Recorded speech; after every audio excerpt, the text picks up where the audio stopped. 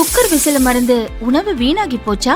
இனி அந்த கவலையே வேண்டாம். வழங்குகிறோம் உலகின் முதல் விசில் கவுண்டர் குக்கர், புதிய அல்ட்ரா குரோனோ. அல்ட்ரா என்றால் ஆரோக்கியம்.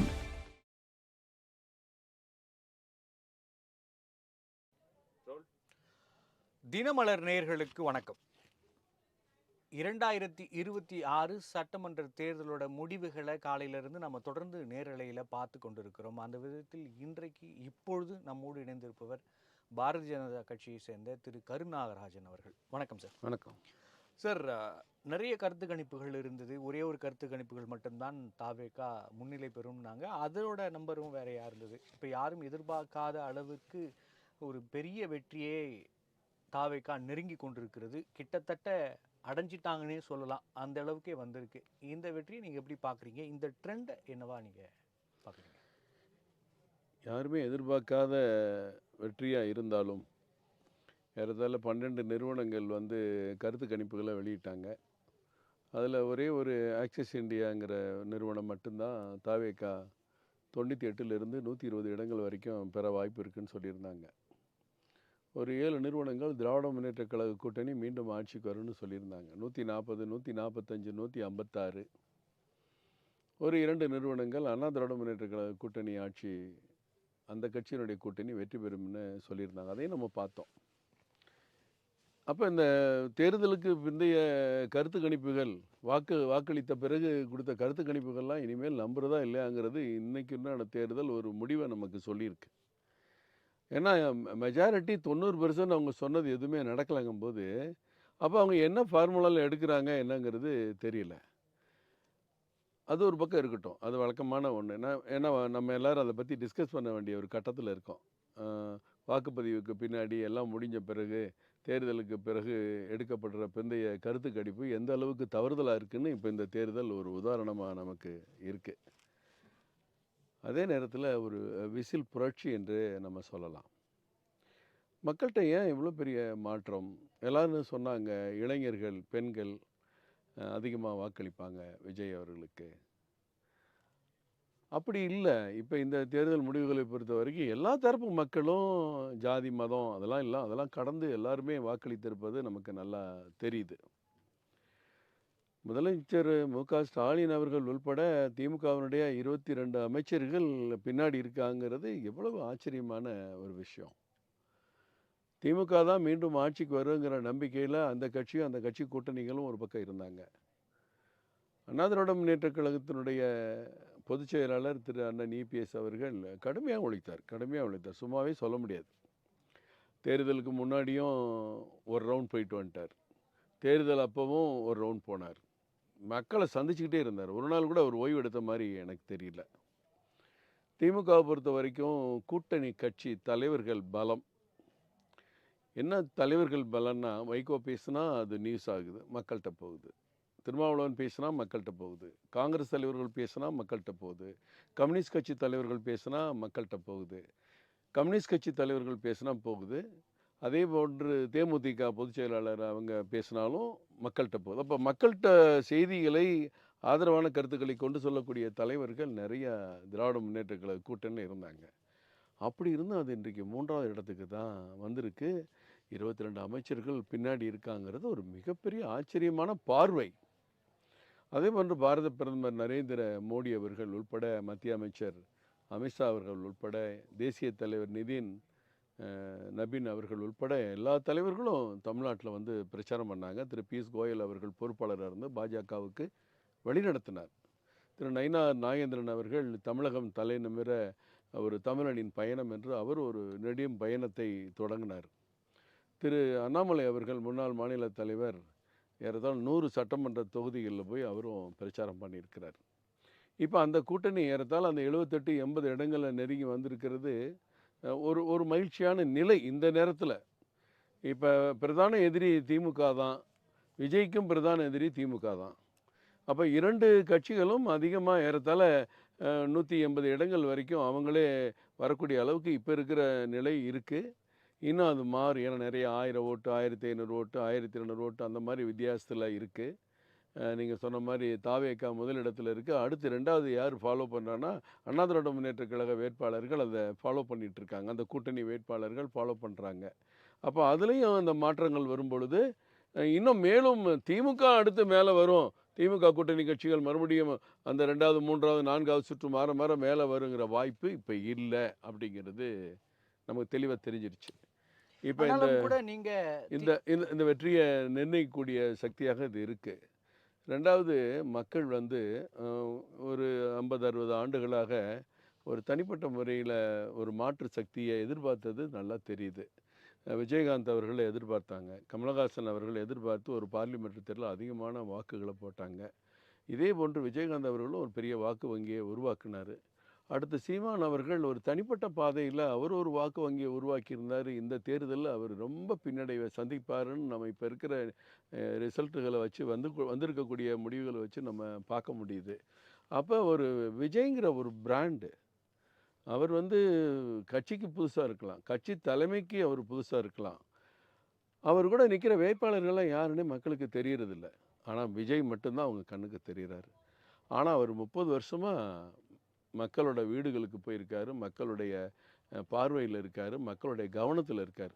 அந்த அந்த விஜய்ங்கிற பிராண்டு தான் இன்றைக்கு ஒரு பெரிய வெற்றி, ஒரு மாற்றத்தை தருவார் நம்பிக்கையில் அவருக்கும் வாக்களிச்சிருக்கிறாங்க.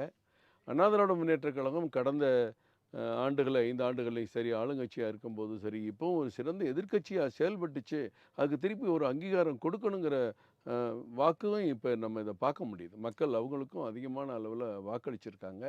இன்னும் ஒரு 3, 4 சுற்று முடியும் போது தான் உண்மையான நிலைமை, உறுதியான நிலைமை வரும். பொறுத்திருந்து பார்ப்போம். அப்படியே தோல்வி ஏற்பட்டால் கூட உங்களோட முன்னாள் மாநில தலைவர் தமிழிசை மாதிரி வெற்றிகரமான தோல்வி அப்படி நம்ம இதை எடுத்துக்கலாமா? தோல்வி வெற்றிங்கிறது ஜனநாயகத்தில் இருக்கிறது தானேங்க. இன்றைக்கி ஏறத்தாழ ஒரு 25, ஒரு 15, 40 ஆண்டு கால வரலாற்றை மேற்கு வங்காளத்தில் முறியடித்து சைபரில் ஸ்டார்ட் பண்ண பிஜேபி இன்றைக்கு ஏறத்தாழ 190 நெருங்கிட்டு இருக்காங்கங்கிறது பெரிய ஆச்சரியம். தமிழ்நாட்டில் தேர்தலுங்கிறது இங்கே இருக்கிற மக்கள், இங்கே இருக்கிற மக்களின் வளர்ச்சி, தமிழ்நாட்டின் வளர்ச்சிக்காக. ஆனால் மேற்கு வங்காள தேர்தல் என்பது அங்கே இருக்கிற மக்களின் வளர்ச்சி மட்டுமல்ல, மாநிலத்தின் வளர்ச்சி மட்டுமல்ல, இந்த தேசத்தின் பாதுகாப்பும் அதில் அடங்கியிருக்கு.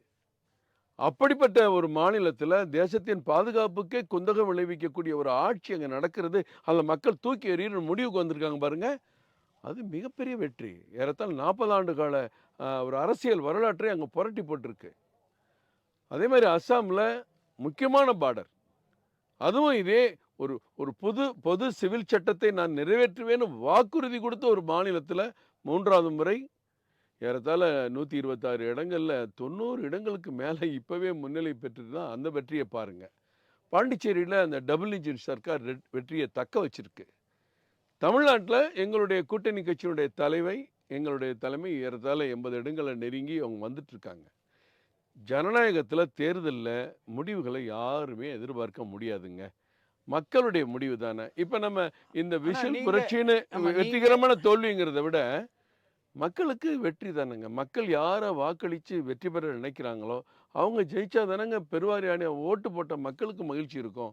அந்த அடிப்படையில் ஒரு ஜனநாயக ரீதியாக தான் நான் அதை பார்க்குறேன். இதில் வெற்றிகரமான தோல்வின்னு தமிழிசை சொல்கிற மாதிரி நான் அதை அப்படி சொல்ல விரும்பலை. தோல்வி தான் தோல்வி. தோல்வியில் நம்ம பாடம் கற்றுக்கணும், தோல்வியில் படிப்பினை உருவாகணும், அந்த தோல்வியை திருப்பி மாற்றுறதுக்கு முயற்சிக்கணும். அதுக்காக நம்ம போய் முடங்க போகிறதில்ல.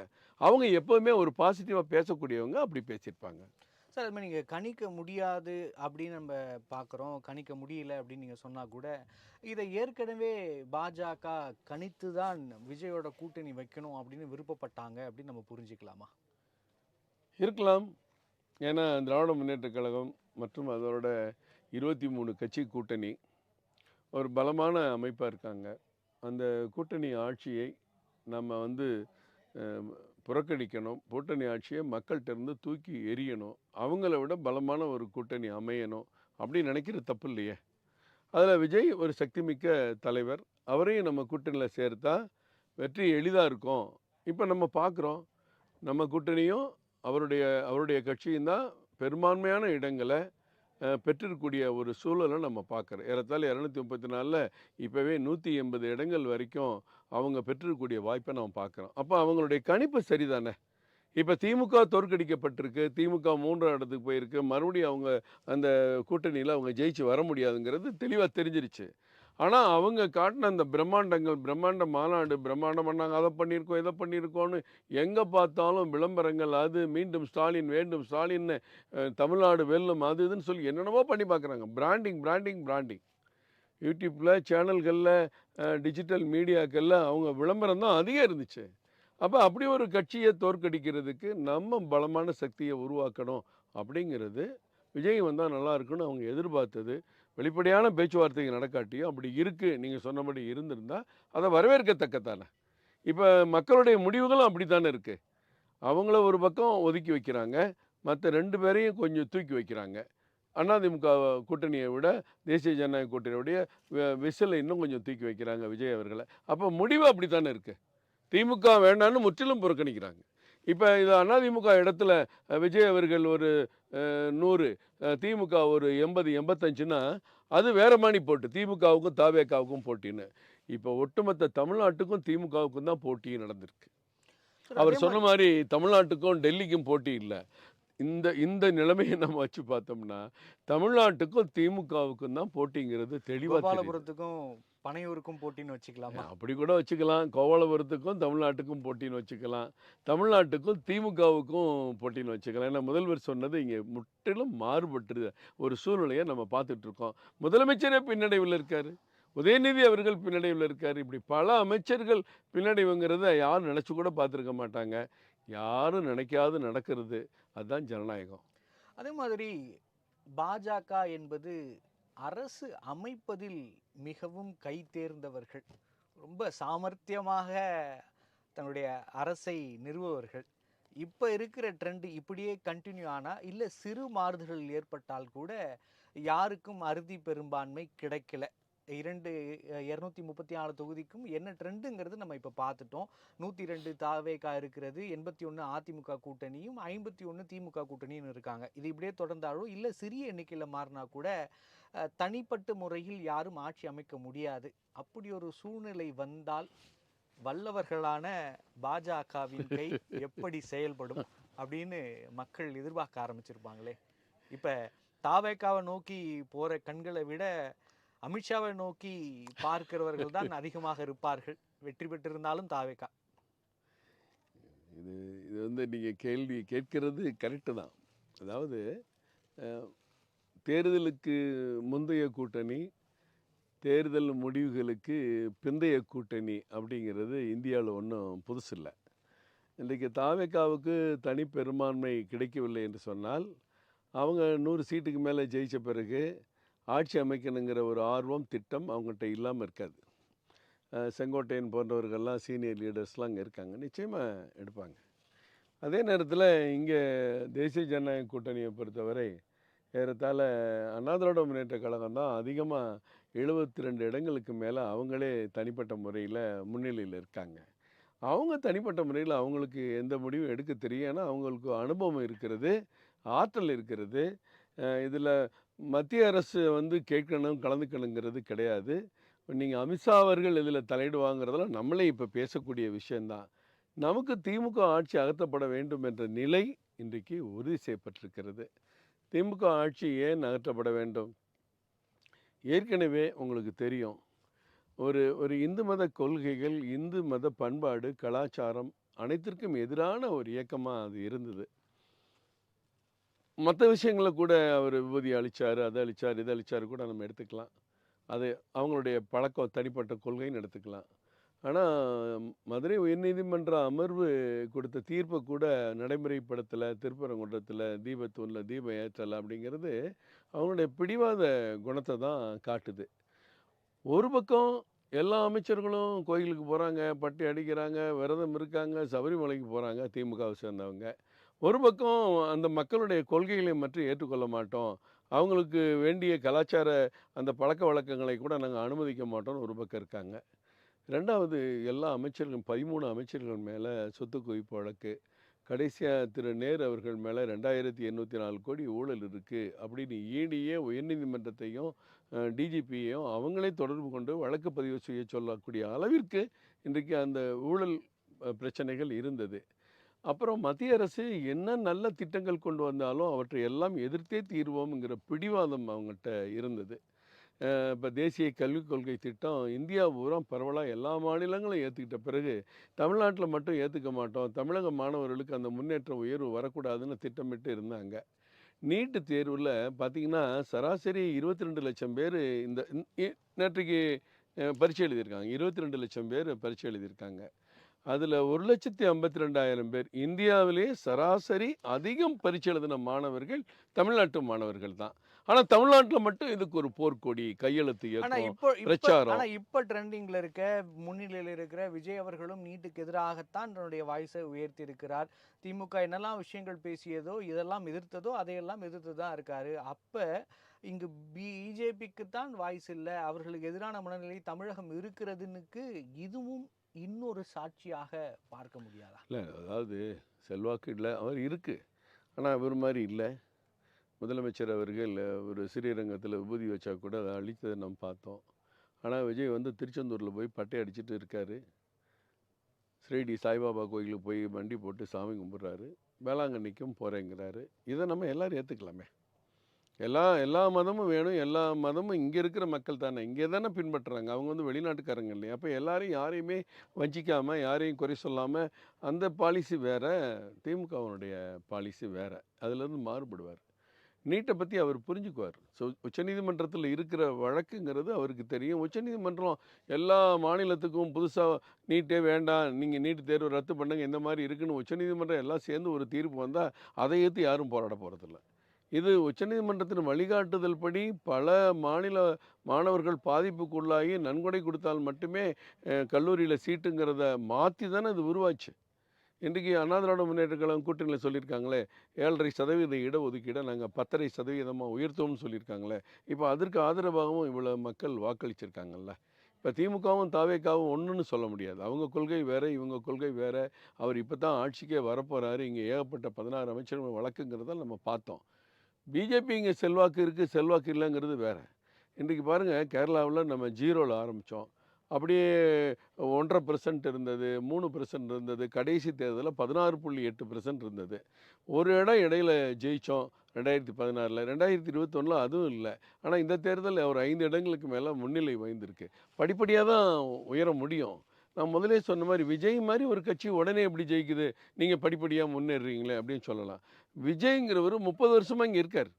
30 வருஷமாக தமிழ்நாட்டு மக்களை பிரிக்க முடியாத ஒரு துறை, ஊடகம் என்னென்னா சினிமா. அந்த சினிமாவில் உலகம் பூரா இருக்கக்கூடிய தமிழர்கள் மட்டுமல்ல, பல்வேறு மாநில மக்களிடையே ஒரு பிரபலமான தலைவராக, பிரபலமான நடிகருங்கிற முறையில் விஜய் இருக்கார். அந்த செல்வாக்கு தான் அந்த தேர்தலுக்கு மேஜராக பயன்பட்டுருக்கு. இப்போ புதுசாக ஒருத்தர் வந்து நாம் ஒரு புரட்சி பண்ணுறேன், விஷுவல் புரட்சி பண்ணுறேன்னா அது நடந்திருக்குமான்னு தெரியாது. அதனால் அவர் பழைய நடிகர் தான், 30 வருஷமாக செல்வாக்கு மிக்க நடிகர் தான், இந்தியாவிலே ஒரு முக்கியமான நடிகர், தமிழ்நாட்டிலே ஒரு முதன்மையான நடிகர். அவருக்கு அந்த பிராண்ட் விஜய்ங்கிறவர் தான் வேட்பாளர். மற்ற யாரையும் மக்கள்லாம் பார்க்கல. இல்லை, ஒரு அண்ணாமலை அப்படிங்கிற ஒரு முக்கியமான தலைவர் ஒரு இளம் தலைவராக பார்க்கப்பட்டார், இளைஞர்களை நிறைய ஈர்த்தார் அப்படின்னு நம்ம தொடர்ந்து பார்க்க முடியுது.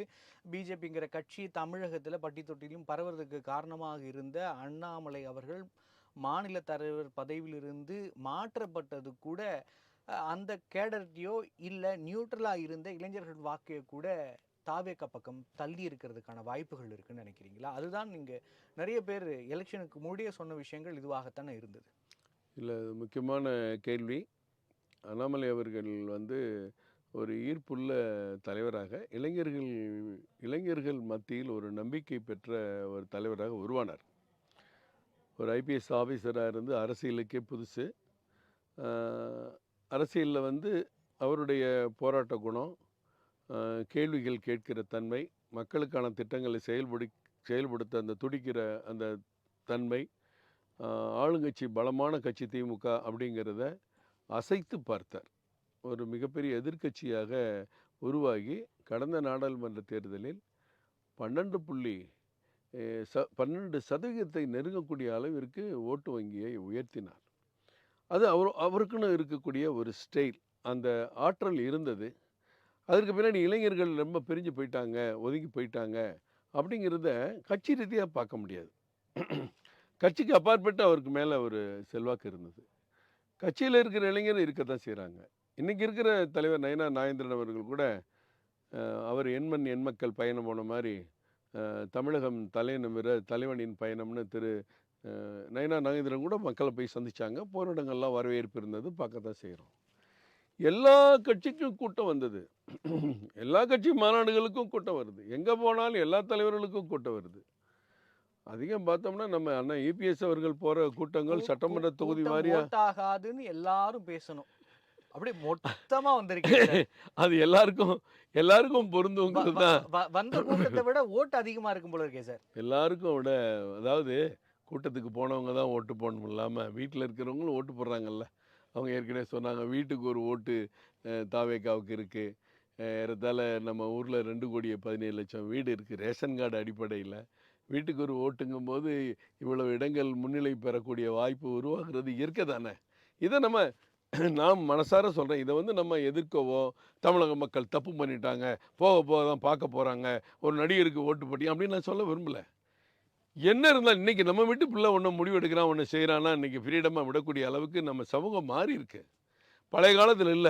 இன்னைக்கு என்ன வேணாலும் பண்ணுப்பா, நல்லா பார்த்து பண்ணு அப்படிங்கிற மாரி, அரசியல்லையும் அவங்க வந்திருக்காங்கன்னா, அவங்க அரசியல்ல நெறைய வாக்களித்திருக்காங்க. விஜய் கட்சி பெரிய வெற்றி பெறப் போகுது. அவர் முன்னிலையில இருக்காரு அப்படின்னா, அந்த பையங்களுக்கு ஒரு நம்பிக்கை வரட்டும். சமூகத்தின் மேல பற்று வரட்டும். கலாச்சாரத்தின் மீது, தமிழர்கள் மீது, தேசத்தின் மீது பற்று உருவாகி, நல்ல வழிக்கு நெறைய உருவாகி, இந்த கட்சிக்கு ஒரு ஒரு சப்போர்ட்டிவா அவங்கலாம் இருந்தாங்கன்னா, சமூகம் நல்லா தானே இருக்கும். நான் வரவேற்கிறேன். என்னோட இறுதியான கேள்வி சார். அ தமிழகத்தில் பாஜகவின் எதிர்காலம் என்ன? ஏன்னா முக்கியமா நாங்க தான் 3வது பெரிய கட்சி அப்படின்னீங்க. இன்னைக்கு போட்டியே அதுக்கு தான் நடக்குது. யார் 3வது பெரிய கட்சி, யார் 2வது கட்சிங்கிறதுக்கு தான் போட்டி போயிட்டு இருக்கு. முழுவதுமாக தாவேகா முதல் இடத்துக்கு வந்துடுச்சு. அப்படின்னா பாஜகவின் அடுத்த கட்ட நகர்வுகள் என்ன? அதோட அரசியல் என்னவாக இருக்கும்? இளைஞர்கள் ஈர்க்குமா? தமிழகத்தில் தாமரை மலருமா? அதற்கான வாய்ப்புகள் எதுவும் இதுக்கு பிறகும் இருக்குன்னு நினைக்கிறீங்களா? எதுக்குமே ஒரு முடிவு இல்ல. நான் இப்ப மேற்கு வங்காளத்தில தாமரை மலரும்னு நீங்க எதிர்பார்த்தீங்களா?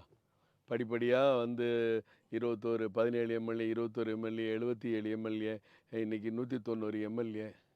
பாண்டிச்சேரியில அதிகபட்சம் நாடாளுமன்ற தேர்தல்ல 35.18% வாக்குகள் பெற்ற பிறகு தான் பாண்டிச்சேரியில தனி கட்சியாவே அங்கீகரிக்கப்பட்டது. பாண்டிச்சேரியில கட்சியே இல்ல அப்படிங்கிற நிலை உருவாச்சு. கேரளாவுல 0. ஏறத்தாழ 16.8% வாக்குகள் வந்த பிறகு தான் இன்றைக்கு அந்த கட்சி இன்றைக்கு ஒரு 4, 5 இடங்கள்ல முன்னிலையில வந்திருக்கு. தமிழ்நாட்டில 1.5%, 3% கடைசி தேர்தல்ல 11.25% வந்த பிறகு கட்சிக்கு ஒரு 3வது இடங்கிற பலம் நிறைந்த வாக்கு வங்கி அங்க உருவாச்சு. இன்னைக்கு விஜய் அவர்களுடைய வாக்கு வங்கி எதெல்லாம் உடைச்சிருக்குன்னு தெரியாது. இதுல 27 இடங்கள்லயும் போட்டியிட்டு 27 இடங்கள்லயும் பின்னடைவு அப்படிங்கிற நிலைமையை மட்டும் நம்ம வச்சு பார்க்க முடியாது. அது இந்த ஓட்டு வங்கி இந்த 106 இடங்கள்ல அவர் முன்னிலையில் இருக்காருன்னா, இது எந்த ஓட்டு வங்கியை அவர் வாங்கியிருக்காரு, எந்த வாக்குகளை வாங்கியிருக்காரு, எந்த ஏரியாவில் எத்தனை சதவீதம் வாங்கியிருக்காங்க, யார் மத்தியில் அந்த வாக்கு வந்திருக்கு, இதெல்லாம் பார்க்கணும். இதெல்லாம் பார்க்கும்போது எதிர்காலத்தில் மாற்றங்கள் வரும். தாமரை மலரவே மலராதுங்கிற ஒரு முடிவுக்கு நம்ம யாரும் வர வேண்டிய அவசியமே இல்லை. அதற்கான வாய்ப்பை தமிழக மக்கள் கொடுப்பாங்க. அதற்கான முயற்சியில் தானே இருக்கணும். ஆமா, கடைசியா வந்து எல்லோருமே நம்பிக்கை இல்லாம ஒரு அரசியல் பண்ண முடியாது. ஆமா, கடைசியா வந்த செய்தி ஒரு மகிழ்ச்சியான செய்தியோட சொல்லி நிறைவு செய்கிறேன். 2 இடங்கள்ல பாஜக முன்னிலை வகிக்குதுன்னு பார்க்குறோம். உதகமண்டலத்திலும் நாகர்கோவிலையும் 2 இடங்கள்ல பாஜக முன்னிலை வகிக்குதுன்னு இப்போ சமீபத்தில் வந்த செய்தியாக இருக்கிறது. இதோடு உங்களோட இந்த நேர்காணல் நிறைவு செய்ய விரும்புகிறேன். ரொம்ப சந்தோஷம். மக்கள் எம்ஆர் காந்தி அண்ணன்னா நாகர்கோவிலில் ஏற்கனவே எம்எல்ஏ இருந்தவங்க. ஊட்டிலையும் நல்ல வேட்பாளர் கடுமையாக போராடிக்கிட்டு இருக்காரு. 2 வேட்பாளர் முன்னிலை பெற்றது மகிழ்ச்சியான செய்தி. அதே மாதிரி இன்னும் நிறைய மாற்றங்கள் 27 இடத்துலையும் பின்னணி இருந்தது. இப்போ 2 இடம் வந்த மாதிரி இதில் நிறைய மாற்றங்கள் இன்னும் வர வாய்ப்பு இருக்குது. பொறுத்திருந்து பார்ப்போம். நன்றி சார். 2026 சட்டமன்ற தேர்தல் வாக்கு எண்ணிக்கை காலையிலிருந்து நம்ம அலசிக்கிட்டு இருக்கோம். அதன் ஒரு பகுதியாக நம்மோடு கலந்து கொண்டு நிறைய கருத்துக்களை வழங்கிய திரு கருநாகராஜன் அவர்களுக்கு வாழ்த்துக்கள், வணக்கங்கள். நேர்களே, தொடர்ந்து இணைந்திருங்கள். இன்றைக்கு நடக்கிற வாக்குப்பதிவு எண்ணிக்கையில் என்னென்ன மாற்றங்கள் நடக்குதுன்னு தொடர்ந்து நேரலையில் இணைந்திருங்கள். நன்றி, வணக்கம்.